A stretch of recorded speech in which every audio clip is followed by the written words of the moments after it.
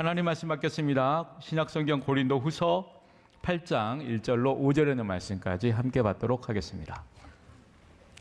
하나님 말씀 신약성경 고린도후서 8장 1절부터 5절에 있는 말씀까지 우리 한 목소리로 함께 받도록 하겠습니다.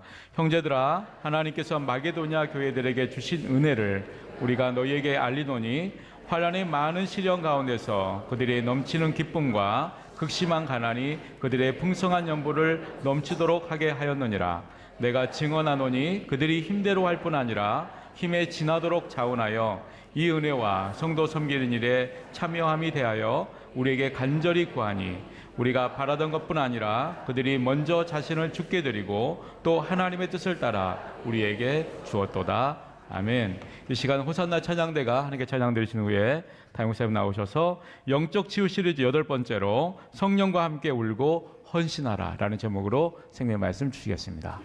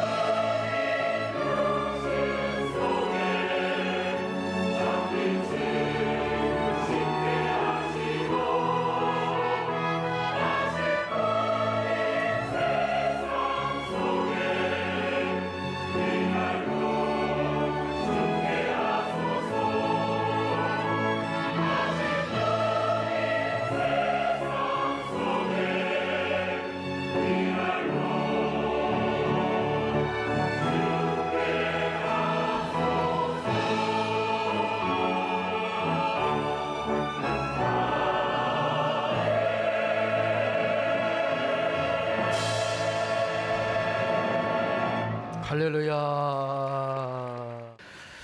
50줄에 선 청소부 아저씨가 있었습니다.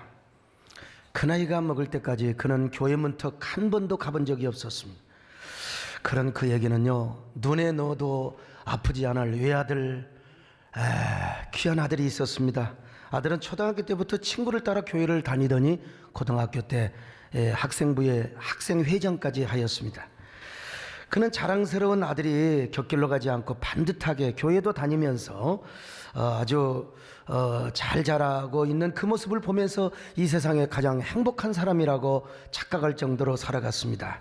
가진 것은 없었지만 나야말로 진짜 아름다운 팔자를 살아가는 사람이다. 그러나 그러는 아들이 간간히 들려주는 교회 이야기, 예수님에 대한 이야기에 대해서 전혀 귀에 들어오지를 않았습니다. 너 좋으면 나가라. 그날도 청소부 아저씨는 어느 때처럼 쓰레기를 치우고 있었습니다. 그런데 이 웬일입니까? 수업을 마치고 고개를 넘어 집으로 오던 위아들이 그만 과속 트럭에 치여서 그 자리에서 즉사를 해버리고 말았습니다. 아버지는 하늘이 무너져 내렸습니다. 죽음이 현실로 느껴지지가 않는 것입니다. 금방이라도 아들이 대문을 열고 아버지 학교 다녀왔습니다, 인사를 하는 것만 같았습니다. 늘 아버지는 술로 자신을 달랬습니다. 술만 먹으면 이런 말을 중얼거렸습니다. 내 아들이 무슨 죄를 지었다고 차라리 예비를 데려갈 일이지. 아들을 내죽게 내버리던 하나님이 너무나 미웠습니다. 하늘을 향하여 욕을 하면서 삿대질을 합니다. 당신이 정말로 살아있으면 내 아들을 살려내라고. 하늘은 전혀 무심코 대답이 없었습니다. 그러던 어느 날 그는 아들이 다니던 교회 목사님을 찾아가서 목사가 무슨 죄가 있다고 목사 멱살을 잡고 막 소리를 질렀습니다. 여보시오, 도대체 네 아들이 왜 죽었느냐고. 내 아들이 당신 교회를 나갔다고. 아무리 발악을 해도 그의 마음속 깊이 가라앉아버린 분노와 억울함은 수그러들지를 않았습니다. 얼마 동안 아우성치다가 그는 마침내 목사님을 끌어안고 바짓가랑이를 붙잡고 엎드려 웁니다. 얼마나 가슴 아픈 일입니까? 세월이 흘렀습니다. 어느 주일 예배 시간에 목사님은 자신의 설교를 듣고 연신 눈물을 훔치며 울고 있는 그 소년의 아버지가 눈에 띄었어요. 예배가 끝나고 맨 마지막에 나오던 소년의 아버지가 목사님의 손을 덥석 붙잡고 이런 말을 하는 거예요. 목사님, 아들이 믿었던 그 예수님을 내가 아들이 살았을 때 믿었으면 얼마나 좋았을까요? 목사님, 이렇게 좋은 예수님을 아들이 살았을 때 믿었더라면 얼마나 좋았을까요? 그는 말이죠, 어깨를 들썩이며 노래를 부릅니다. 예수님이 좋은 걸 어떡합니까? 예수님이 좋은 걸 어떡합니까? 여러분, 이 이야기는요, 정태기 박사님께서 쓰셨던 당신은 혼자가 아닙니다 라는 책에 나온 내용을 제가 발췌해서 말씀을 드리는데 참, 나가 읽으면서 너무 마음이 아팠어. 아프면서도 행복한 이야기죠. 해피엔딩이죠. 그 청소부 아버지는 하나밖에 없는 아들을 잃고 나서야 예수님을 만났습니다. 여러분, 생각해보면 우리는 아들을 안 잃었어요. 우리는 자녀들 잃지 않았습니다. 그런데 예수님을 만났어요. 우리 여러분 자녀들 다 주일학교에서 예배드리고 중고등부에서 예배드리고 있습니다. 얼마나 감사합니까? 그러니까 우리는 당연히 이런 노래를 안 부를 수가 없는 겁니다. 예수님이 좋은 걸 어떡합니까? 이게 여러분 노래의 주인공이 되시기를 축원합니다. 예수님이 좋은 어떡합니까? 예수님이 좋은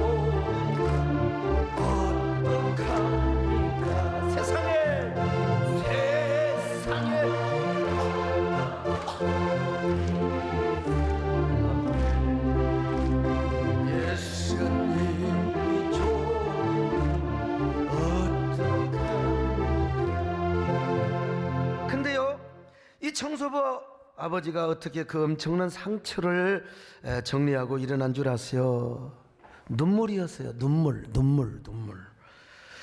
슬플 때 무조건 울었습니다. 억울해도 울었습니다. 분해도 울었습니다. 그런데 그 복받친 눈물이 지내놓고 보니까 자신의 그 억울한 분노, 감정, 상처를 다 씻어주더라는 거예요. 여러분, 그러니까 우리가 인생을 살아가면서 이게 참 크고 비애의 감정이 솟구칠 때는요, 우는 것도 좋습니다. 사람이 울 줄 알아야지 울지를 못하면 도끼밖에 안 생겨요.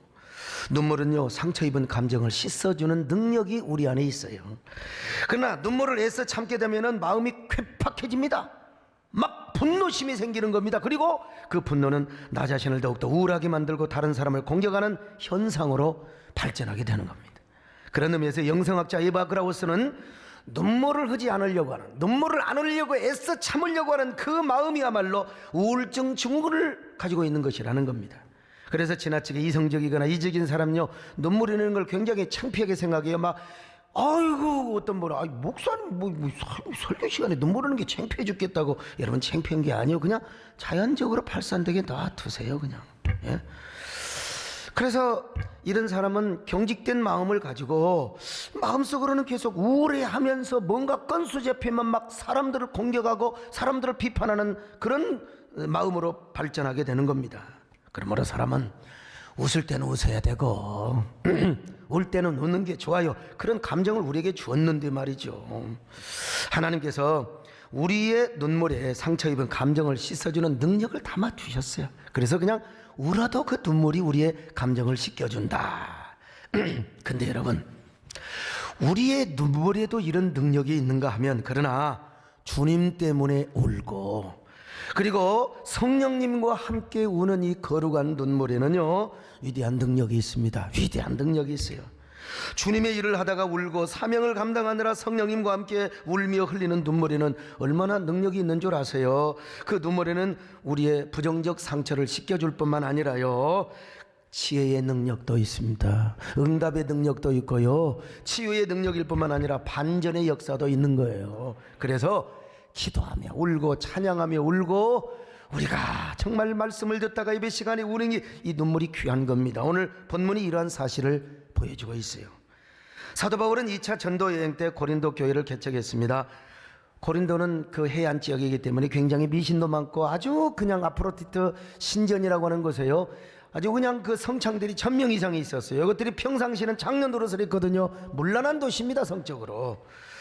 그런 곳에서 굉장히 유혹을 받으면서 모든 유혹을 이기면서 1년 6개월 동안 고린도 교회를 개척했습니다. 그리고 에베소에 가서 또 에베소 교회를 개척했습니다.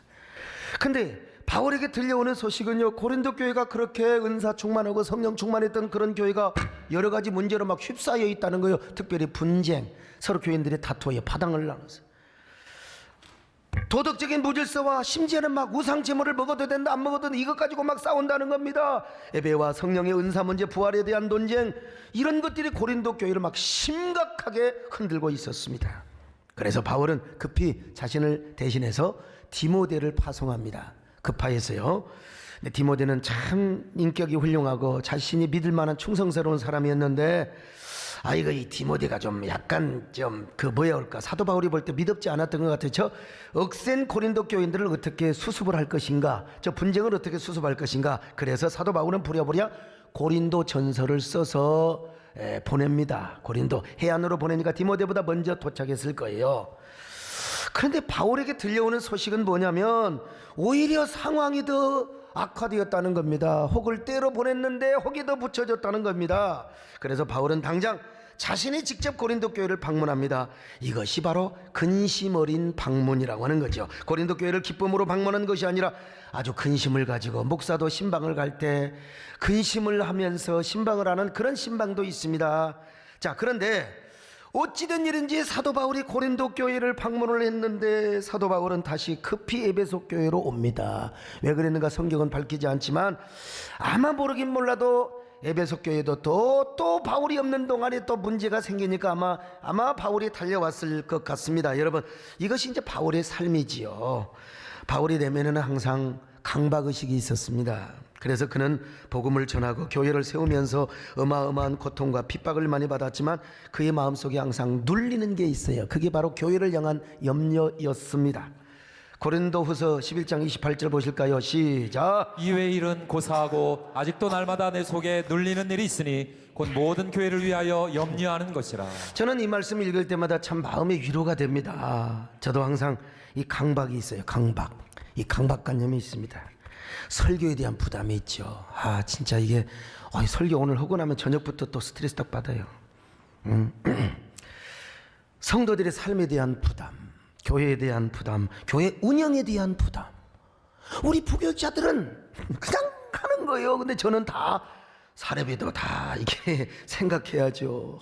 내가 항상 머릿속에 교회 운영도 있고요. 또 우리 한국교회 생태계와 부흥을 위한 억압 스트레스가 있습니다. 이런 강박의식이 있어요. 심리학적으로 볼 때요. 엊그저께 말모이, 우리 성광인 목사님 비롯해서 우리 최은하 권사님까지도 목사님 말모이 한번 보세요. 말모이를 보니까요, 오늘 꼭 한번 글을 읽어보세요.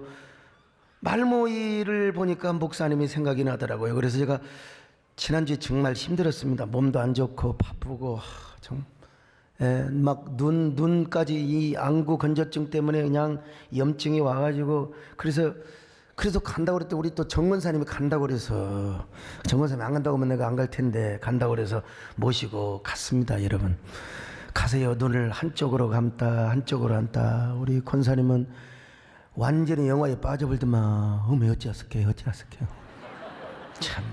근데 그 말모유를 보면서 여러분 한번 보세요. 좋은 영화입니다. 제가 그 영화의 주인공 류정환이가 한국교회 퍼스트 리더로 연결이 되는 겁니다. 저 역시 그런 역할을 해야 한다는 그런 강박이 제 마음을 짓눌러서, 아니 하룻밤 그냥 거반 완전히 못 잔 건 아니지만 계속해서 생각해요. 이게 강박입니다. 강박. 저도 그렇다면 여러분 사도 바울은 얼마나 뭐라고 합니까? 날마다 내 속에 눌리는 일이 있으니 바로 그게 뭐예요? 교회를 위한 염려라고 있지 않습니까? 그래서 그는 늘 생각하는 것이 하나님의 교회이고 하나님으로부터 받은 사명이었습니다. 오죽하면 그가 이런 고백을 했겠습니까? 자, 사도행전 20장 24절 같이 봅니다. 시작. 내가 달려갈 길과 주 예수께 받은 사명 곧 하나님의 은혜의 복음을 증언하는 일을 마치려 하면은 나의 생명조차 조금도 귀한 것으로 여기지 아니하노라. 여러분에게 어떤 강박이 있습니까? 돈에 대한 강박입니까? 다 강박이 있겠죠. 거룩한 강박이 있기를 축원합니다. 세상 일은 다 하나님께 맡기고 하나님의 일로 내가 하나님을 위하여 교회를 위하여 부담을 가지면 하나님이 여러분을 위하여 부담을 가져주실 줄로 믿습니다. 그래서 그는요 사명을 생명으로 여겼고 눈물로 여겼으며 은혜로 여겼고 축복으로 여겼어요. 여러분도 사명을 생명으로 여기시기를 바랍니다. 눈물로 여기시기를 바랍니다. 은혜로 여기시기를 바랍니다. 축복으로 여기시기를 바랍니다. 아멘. 사명이 생명이기에 사명이 눈물이기에 힘들고 어려워도 사명의 길을 걸어가리라. 사명이 은혜이기에 사명이 축복이기에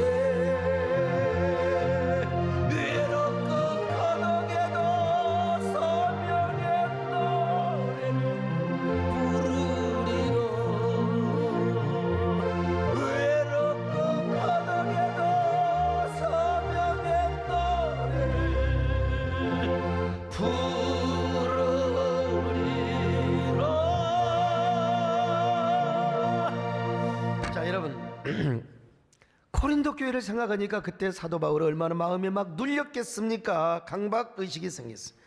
고린도 교회가 잘 돼야 되는데 문제가 이게 아니 도대체 무슨 대마귀가 틈타서 이렇게 쌈박질하고 난리야? 응? 나는 그렇게 안 가르쳤는데 왜 은사 가지고 싸우고 뭐 가지고 싸우고 우상점을 가지고 싸우고. 야, 그래서 그는 눈물로 편지를 썼습니다. 눈물에 그 종이에다가 눈물을 적셔가면서 간곡한 설득의 편지를 썼어요. 이 편지를 눈물의 편지라고 합니다. 눈물의 편지. 자, 고린도후서 2장 4절 보실까요? 시작. 내가 마음에 큰 눌림과 걱정이 있어 많은 눈물로 너희에게 썼노니 이는 너희로 근심하게 하려 한 것이 아니요 오직 내가 너희를 향하여 넘치는 사랑이 있음을 너희로 알게 하려 함이라. 눈물로 편지를 썼어요. 근데 이 편지가 어떤 내용인가 우리는 알 수가 없습니다. 이 분실이 됐어요. 사랑을 하게 되면 애달픈 마음으로 눈물로 편지를 쓰게 돼요. 이 대중가요에도 이 눈물로 쓴 편지라는 노래 여러분 아시죠? 가수 옛날 김세화 씨가 불렀던 노래인데요. 눈물로 쓴 편지는 읽을 수가 없어요.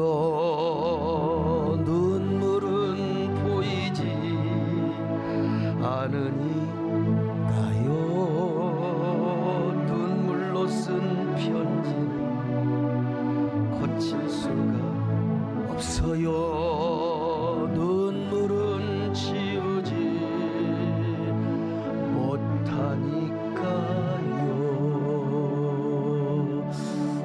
얘기를 나만 아는 것 같은데.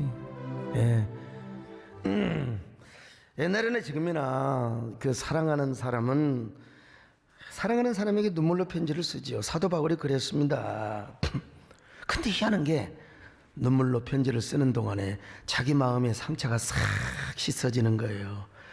스트레스, 강박의식, 이게 다 씻겨졌던 것 같아요. 그냥 울고 눈물을 흘리는 것이 아니라 성령님과 함께 아팠거든요. 성령님과 함께 눈물을 흘렸거든요. 그런 눈물로 사도 바울이 편지를 쓰는 동안 성령께서 사도 바울이 마음을 얼마나 주물러주고 얼마나 위로해 주시고 얼마나 그 힐링을 해 주셨겠습니까? 바울은 그렇게 눈물로 써내려간 편지를 누구한테 붙였느냐? 디도는 화끈한 사람이에요. 저 같은 사람입니다. 디모데하고는 좀 달라요. 그러자 고린도 교회 편지를 전달하고 온 디도가 기쁜 소식 낭보를 가져왔습니다. 바울 사도님, 눈물로 적신 편지 고린도인들이 있고요, 고린도 교인들이 있고 나서 대부분의 사람들이 다 회개했습니다. 돌아왔습니다. 화목하기로 작정을 했습니다. 하나가 되었습니다. 바울 선생님의 가르침을 따라 살기로 했습니다. 그러나 아직도 일부가 이 거짓 사도들의 선동을 따라서 이제는 근본적으로 사도 바울의 사도권 자체를 부인하는 사태가 아직도 있다는 겁니다. 오히려 악한 사람들은 더 악하게 되었다는 거예요. 이게 사도권을 부인한다, 이 말이나 되는 겁니까? 이 거짓 사도들이요, 일부 교인들을 그냥 팍 갖다가 선동을 해가지고, 여러분, 아니 그들이 누구를 통해서 예수 믿었는데 그 교회를 누가 세웠는데 사도 바울이 세웠지 않습니까? 그런데 아니 어떻게 사도 바울이 사도권을 부인합니까? 여러분이 지금 제 소강석이 목사 아니라는 거요, 가짜 목사라는 거요. 얼마나 어처구니 없는 일이겠습니까? 이 교인들은 그런다니까. 언제는 은혜 받고 그러더니 언제는 그냥 획 돌아가지고 그냥 목사 나가라. 그 옛날에도 여러분 사도 바울이 얼마나, 그래서 바울은 아마 또 울었을 거예요. 이번에는 더 주님의 이름으로 울었을 것이며 성령님과 함께 더 깊이 울었을 겁니다. 이런 어처구니 없는 일이 어디가 있단 말인가? 그때 바울은 마음에 큰 상처를 또 입었을 겁니다. 그래서 다시 아픈 마음으로 눈물로 편지를 써요. 다시 아픈 마음으로 성령님과 함께 눈물을 촉촉히 적시는 편지를 씁니다. 그게 바로 뭐냐? 고린도후서예요. 고린도후서. 바로 이 고린도후서의 서신을 이번에 누가 갖고 가냐? 또 디도가 가져갔습니다. 이 편지는 주로요, 자신의 사도권과 관련되거나 사도권을 변호한 내용이 주를 이루고 있습니다. 그러면서 양떼들을 선동시키며 이 거짓 사도들을 향하여 가차없이 공격을 합니다. 그러다가 사도 바울은 갑자기 반전의 메시지를 합니다. 그 참 반전의 메시지가 뭐냐면요, 연보, 헌신에 대한 메시지입니다. 바울은 고린도 교인들에게 진정한 헌신과 연보를 역설하기 위해서 누구를 예로 드느냐? 마게도냐 성도들을 예로 들었습니다. 마게도냐 성도들은 헌신을 하되 풍성한 연보를 넘치도록 했다는 겁니다. 그 가난과 극심한 환난의 고통 속에서도 풍성한 연보를 드렸다는 것입니다. 그토록 환난과 시련이 가다가고 극심한 가난이 그들을 그렇게 쪼들리게 하고 가난하게 하였지만은 오히려 하나님 앞에 넘치도록 헌신을 하였다는 것입니다. 아니 힘대로 할 뿐만 아니라 힘에 지나도록 드렸다는 거예요. 그것도 누가 시켜서 강요해서 한 것이 아니라 자원하는 마음을 가지고. 자, 고린도후서 8장 2절로 3절입니다. 시작. 환난의 많은 시련 가운데서 그들의 넘치는 기쁨과 극심한 가난이 그들의 풍성한 연보를 넘치도록 하게 하였느니라. 내가 증언하노니 그들이 힘대로 할 뿐 아니라 힘에 지나도록 자원하여. 여러분, 지금 이 모습을 사도 바울은 그리면서 고린도후서를 쓰고 있어요. 지금 마게도냐 교인들은요, 바울이 전한 복음을 막 잘 받고 있거든요. 더구나 바울은 지금 성령님과 함께 아파하고 성령님과 함께 눈물을 흘리는 모습을 지금 보여주고 있거든요. 그런 모습을 성도들이 알아요. 성도들이 다 보고 있어요. 바울이 아픈 마음을 알고 있어요. 그러니까 성도들은 은혜를 받을 때 바울이 그 아픈 마음을 염두에 두면서, 그러니까 눈물로 복음을 받고 눈물로 은혜를 받는 거지요. 당시 사도 바울만 성령과 함께 눈물을 흘리는 것이 아니에요. 마게도냐 성도들도 함께 눈물을 흘리면서 하나님 말씀을 받습니다. 그들은 항상 성령 안에서 은혜가 넘치고 성령 안에서 마음이 촉촉했습니다. 그래서 그 어려운 가운데도 눈물 젖은 헌신을 했던 겁니다. 그 환난의 시련과 극심한 가난 속에서도 그들은 넘치는 헌신을 하였고 힘에 지나도록 헌신을 했습니다. 당시요, 사도 바울이 예루살렘 교회가 지금 힘들어요. 그래서 함께 좀 도와주자 부조 모금 운동을 하였습니다. 그래서 마게도냐 교인들은요 순수하게 하나님께 헌금을 했죠. 순수하게. 그런데 이 성경을 그림 언어로 볼 때요 동시에 사도 바울에게 힘을 주고 용기를 북돋아주기 위해서 힘에 지나도록 헌금을 했다고 하는 이러한 모습이 암시적으로 딱 보여요. 그랬을 때 마게도냐 성들은요 정말 자기가 기뻤습니다. 하나님도 기쁘게 하고 주의 종도 즐겁게 하고 상처가 치유되는 것은 물론이거니와 얼마나 평안하고 얼마나 행복할 수가 없었어요. 바로 이러한 마게도냐 성도들의 헌신 사례를 통하여 지금 여러분 바울은 고린도 교인들에게 이렇게 지금 역설을 하고 있는 겁니다. 사랑하는 고린도 교회 성도들이요, 여러분 정말 예수를 믿습니까? 예수를 믿는다면 하나님을 얼마나 사랑하고 있습니까? 교회를 얼마나 사랑하고 있습니까? 그렇다면 여러분에게는 얼마나 눈물이 있습니까? 하나님을 향한 감격이 얼마나 있습니까? 그 눈물과 감격으로 하나님과 교회를 향하여 여러분들은 얼마나 헌신을 하고 있습니까? 여기 마게도냐 성도들을 보세요. 그들은 나와 함께 아파하고 성령님과 함께 눈물 젖은 신앙생활을 하고 있습니다. 가난한 가운데도 저들은 이렇게 눈물 젖은 연보를 하고 있습니다. 그러나 여러분 주변에 있는 저 거짓 사도들을 보세요. 저 사람들이 정말 교회를 향하여 눈물을 흘리던가요? 하나님을 향하여 눈물 흘린 감격이 있던가요? 하나님을 사랑하는 마음으로 연보를 하던가요? 저들은 입말 나불거리고 옳은 소리만은 하는 것 같지만은 정말 가슴으로 하나님을 사랑하는 뜨거움이 있던가요? 하나님을 사랑하는 감격이 있던가요? 바울이 지금 이런 역설의 메시지를 오늘 본문에서 하고 있는 겁니다. 바로 저 거짓 사도들에게는 하나님과 교회를 향한 눈물이 없다는 겁니다. 하나님의 은혜에 대한 감격의 눈물, 교회를 아끼고 섬기는 사랑의 눈물이 없다는 것입니다. 그러니까 그런 거짓 사도들이 무슨 연보가 있겠어요? 무슨 헌신이 있겠어요? 연보라는 말이요 헬라어로 하플로테도스라는 말인데 직역하면 헌금이란 말이지만 관대함이라는 말이 있어요. 관용, 구약의 헤세드입니다. 그러므로 연부와 헌금의 정신은 관용과 관대함의 기본이 있어야 되는 겁니다. 이 관대함은 언제 생기느냐? 하나님께 은혜 받을 때 생겨요. 은혜 받으면요 기쁨이 넘칠 뿐만 아니라 하나님의 은혜가 망극하고 하이와 같아요. 그래서 그 기쁨은 때로는 눈물로 변합니다. 그때 우리는 하나님을 향한 관대함이 생기고 이웃을 향해서는 뭐가 생기느냐? 여러분 참 이웃을 향해서 배려하는 마음이 생기게 되는 거예요. 그럴 때 마침내 우리가 가지고 있는 옥합을 깨뜨리게 되는 거지요. 내가 그토록 아끼고 전략하며 모았던 나의 소유한 물질을 하나님께 드리는 것입니다. 그냥 바치는 것이 아니라 눈물로 바치고 감격으로 바치는 거예요. 마리아가 그랬잖아요. 주님 말씀을 감격으로 받으니 주님을 향한 눈물이 있고 관대함이 있었습니다. 그래서 그냥 옥합을 깨뜨린 거예요. 제자들이 와서 감자나 먹으라 비판하고 해도 괜찮아요. 그냥 기뻐요. 감격해요. 이런 고백을 하고도 남았을 것입니다. 마리아가 말이죠. 내게 있는 향유칼 크게 가져와 그 발 위에 입 맞추겠습니다.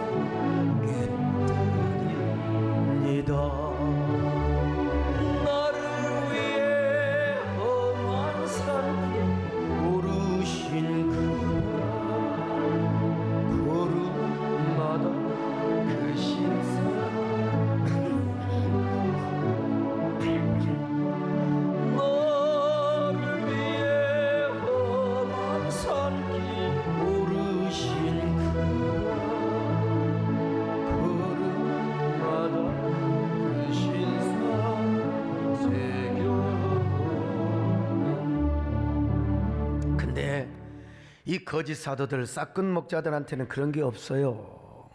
눈물이 어디가 있어요? 감격이 어디가 있어요? 헌신이 어디가 있어요? 오늘날 교회도 마찬가지죠. 가끔 이단들이 침투합니다. 이단들이. 그런 사람들 치고요 눈물이 있던가요? 여러분 그들에게 무슨 헌신이 있던가요? 겉으로는 눈물 흘리는 척 할지 모르겠습니다. 헌신하는 척 할지 모르겠어요. 맨날 거짓말만 하고 다 이런 얘기면 맨날 소강석이 저 세상 얘기한다고요. 그러면서 영혼을 도둑질하는 거예요.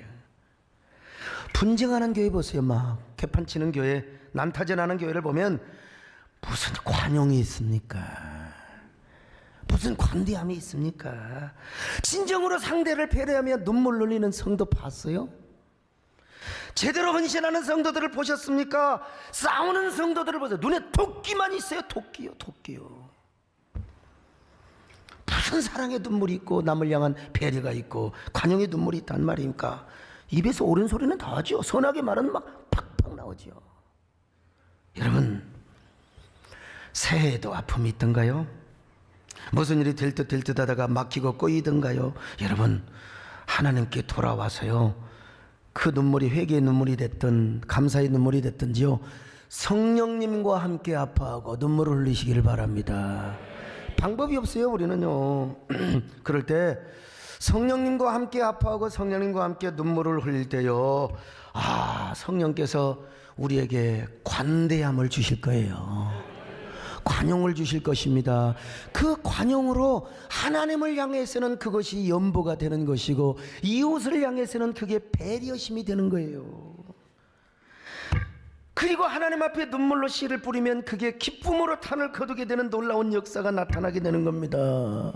제가 광주신학교를 다닐 때 어떤 분이 저를 잠시 도와주셨는데 참 고마웠죠. 집에 가서 밥도 얻어먹고 내가 고마워서 애들 공부도 가르쳐주고요. 그런데 어느 날 그분이 승용차를 몰고 우리 신학교까지 와서 비가 부슬부슬 오는 오후에 저한테 승용차 좀 잠깐 타라고 해서 앞자리 탔더니 갑자기 이런 얘기를, 소 선생, 우리 집사람이 당신 집에 오는 거 되게 부담스럽게 생각하니 오지 마. 그냥 좋게 좀 얘기 좀 올려줘. 오지 마. 그리고 봉투를 하나 딱 두고 갔어요. 나 그게 무슨 봉투인지도 몰랐고요. 그리고 내리라고 해서 또 내려야지 어쩔 겁니까? 주인이 내리라고 하는데. 이야, 자존심 진짜 지팔. 여러분, 이런 자존심 한번 상해 보셨어요? 보니까 돈이 들어있어요. 50만 원 들어있더라고요. 그때 돈으로 큰 돈입니다. 그런데 돈이 문제가 아니라 저의 자존심을 완전 짓밟았어요. 그분은 저에게 돈 주면 다 되는 줄 알고 있는데, 지금도 그분은 저를 도움을 줬다고 생각할지 모르지만 내 자존심이 얼마나 땅에 개차반처럼 떨어졌는데요. 그래서 많이 참 속상해서 울었습니다. 근데 속상해서 우니까 그때 아마 성령님과 함께 울었는지 성령께서 제 마음에 감동을 주셔서 또 관대한 마음이 생기더라고. 그래서 제가 그때 우리 정권사님이 하던 기도원에 가서 한 푼도 안 건들고 다 바쳤습니다. 한 푼도 안 건들고 다 바쳤어요. 그걸 바치니까 과거이나 지금이나 돈을 좋아하기로 유명하신 우리 정권사님이 근데 저분은 돈을 좋아하지만 다 100% 헌금합니다. 제 돈 뜯어다가 우리 권사님 헌금은 다 제가 제 돈 다 3분의 5분의 4라고 생각하시면 돼요. 왜 그러느냐면 나는 천국 갈 일이 바쁘니까 내가 상급을 많이 쌓아야 돼. 이 거룩한 이기주의자지요. 소 목사는 앞으로 천국 갈 날이 멀었으니까 다음에 해도 되지 않느냐고. 근데 그때 저한테 그래요. 아이고, 우리 서전사님 어떻게 돈이 이렇게 나서 겁나게 많이 받쳐본다요. 세상에 서전사님 손도 크다고. 손은 크죠. 내가 똥도 풀 때 크게 컸는데. 아무 말도 안 했습니다. 상처받은 얘기도 하나도 얘기 안 했어. 근데 생각해보면 그때가 가장 큰 헌신이었던 것 같아요. 역설의 헌신이고 참 순수한 헌신이었어요. 근데요, 그 다 잊어먹었어요. 그 바치고 나니까 왜 이렇게 좋은지. 내가 태어나서 이야, 이 거지 같은 놈이 이렇게 하나님 앞에 드렸다, 이렇게 드렸다. 고등학교 3학년 때 아버지에게 편지를 딱 써가지고 중농권 진다고 그 돈 보내달라고 그 돈을 제가 또 하나님 앞에 건축원금 드렸거든요. 그 짓밟았던 자존심이요, 그렇게 회복이 되는데, 다른 사람들이 우습게 보이더라고. 니들은 뭐 하는데 그렇게 사느냐. 제가 지금도 생각해 보니까 성경을 다시 보니까 맞습니다. 연보정신은 관용정신과 소통이 됩니다. 바로 그 관용정신이 하나님을 향할 때 더 희생하고 헌신하게 만들어져요. 그리고 그 관대함이 교회와 이웃을 향할 때 양보하고 배려하는 마음으로 승화되게 됩니다. 내 교회가 힘들수록 내가 교회를 책임져야지. 우리 목사님이 힘들 때 내가 힘이 되어줘야지. 내가 이웃 성도들을 향하여 내가 양보하고 내가 배려를 해야지. 바로 그런 관용과 관대함의 정신이 우리를 스스로 감동하게 만드는 겁니다. 그래서 우리도 힘에 지나도록 우리가 헌신을 하고, 힘에 지나도록 양보도 하고 남을 배려하게 되는 거예요. 그러면 스스로 우리가 감동의 눈물을 흘려요. 자, 그래서 성경은 뭐라 하세요? 울며 씨를 뿌리는 자는 기쁨으로 탄을 거두리로다. 시편 126편 5절로 6절 같이 보실까요? 시작. 눈물을 흘리며 씨를 뿌리는 자는 기쁨으로 거두리로다. 울며 씨를 뿌리러 나가는 자는 반드시 기쁨으로 그 곡식단을 가지고 돌아오리로다. 그렇습니다. 이 역설적 행동이 우리를 완전 치유, 우리를 완전히 행복하게 할 뿐만 아니라 그리고 기쁨으로 단까지 거두게 한다고 하나님이 놀랍게 더 선한 일을 하고 더 많은 양보를 하고 더 많은 연보를 하고 더 많은 관용을 베풀 수 있도록 하나님이 채워준다는 겁니다. 고린도후서 9장 8절입니다. 시작. 하나님이 능히 모든 은혜를 너희에게 넘치게 하시나니 이는 너희로 모든 일에 항상 모든 것이 넉넉하여 모든 착한 일을 넘치게 하게 하려 하십니다. 여러분, 자, 고린도 교회 성도들이요, 이 역설의 메시지를 받았습니다. 그리고 마게도냐 성도들의 모습을 본받았어요. 그래서 그들이 뭘 회복했느냐? 눈물을 회복합니다. 그리고 그 눈물로 그들은 관용과 관대함을 갖게 되었습니다. 그래서 고린도 교회는 완전한 치유와 회복을 얻게 되었습니다. 바로 그런 후에 사도 바울은 고린도 교회를 행복한 마음으로 방문합니다. 얼마나 멋있습니까? 여러분, 올 한 해 저와 여러분이 만날 때 행복하게 만나십시다. 신방도 행복하게 할 수 있기를 바랍니다. 여러분, 기쁜 소식을 주시기를 바랍니다. 그러나 우리가 그런 과정에서 울어야 할 때가 있고 아파할 때가 있어요. 그럴 때 혼자 아파하지 마시고 여러분, 성령님과 함께 아파하시기를 바랍니다. 성령님과 함께 우시기를 바랍니다. 성령님과 함께 눈물을 흘리시기를 바랍니다. 그 눈물은 여러분의 상처를 말끔하게 씻어줄 것입니다. 관용과 관대함의 정신을 가져다 줄 것입니다. 그리고 그 관대함과 관용이 여러분으로 하여금 옥합을 깨뜨리게 하고 상대방을 향하여 관용을 베풀게 할 거예요. 새해에는 여러분 모두 이 눈물의 관대함과 관용의 정신으로 하나님께 더 많이 심으시기를 바랍니다.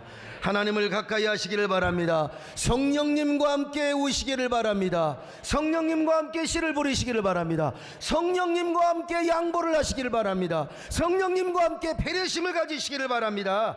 올해 힘들수록 난 11조 하라고 여러분 설교 안 할 겁니다. 올해는요. 그러나 이 말씀을 들으시고 11조 하나님의 헌신의 기준 11조도 잘 하시기를 바랍니다. 감사도 잘 하시기를 바랍니다. 여러분들이 막 주일 성수도 잘 할 수 있기를 바랍니다. 여러분요, 하나님께서 여러분 놀라운 치유의 은혜를 주실 것입니다. 여러분에게 더 높은 자존감과 신앙의 정체성을 회복시켜 줄 것입니다. 그리고 여러분의 삶이 더 나아지도록 물질의 축복도 더하여 주실 것입니다. 재정의 축복과 함께 여러분들로 하여금 더 많은 헌신을 하게 하고 선한 일을 하게 축복해 주실 줄로 믿습니다. 주여, 신년에는 성령님과 함께 울게 하시고 성령님이 주시는 관대함으로 살게 하옵소서. 그리고 그 관대함으로 나를 치유하며 하나님께 헌신하며 상대방을 섬기게 하옵소서. 우리 함께 여러분 찬양 한번 하실까요? 나 주의 도움 받고자 주 예수님께 빕니다.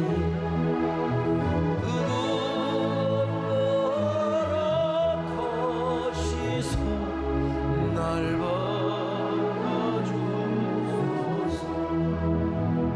내 모습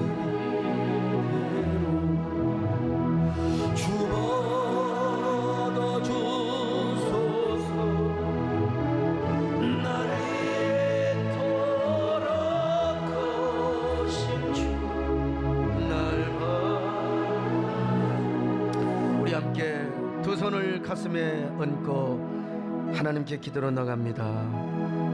오늘 나를 힘들게 하는 건 무엇인가? 그러나 그 절망의 눈물을 흘릴 필요가 없습니다. 성령님과 함께 울어야 합니다. 성령님과 함께 오는 그 눈물이 우리 아픔을 씻어주실 것입니다. 관대함과 관용함으로 하나님께 나아갈 때 여러분도 행복하고 하나님이 여러분을 복주시며 이웃도 행복하게 될 것입니다. 그리고 마침내 우리는 옥합을 깨뜨리고 힘에 지나도록 하나님께 헌신할 수 있습니다. 오늘 나는 어떤 사람인가? 과거에는 그랬는데 지금은 욕망의 포로는 아닙니까? 주여 우리에게 관대함을 주시옵소서. 감격과 눈물을 회복하게 하옵소서. 눈물로 씨를 뿌리게 하옵소서. 완악함을 버리고 관대함으로 나음과 치유를 입게 하여 주옵소서. 하나님께 한 1분 동안 간절히 속삭이는 기도를 드리시겠습니다. 아버지, 주여 나는 어떤 사람입니까? 내 모습 이대로 이제 주님 앞에 맡기며 오늘 그 관대함으로 또 주님이 주시는 눈물로 다시 한번 우리를 돌아보면서 이제는 하나님 앞에 씨를 뿌리고 상대를 향해 관용을 베푸는, 그래서 우리가 진정으로 나음을 받고 이 땅에서 가장 행복하고 가장 평안한 귀한 사람으로 축복하여 주시옵소서. 믿습니다.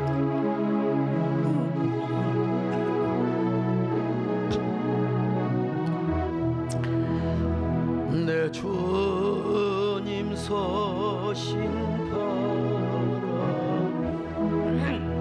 나 꿇어 엎드렸으니 그 크신 역사 이루게 날 받아주소서. 내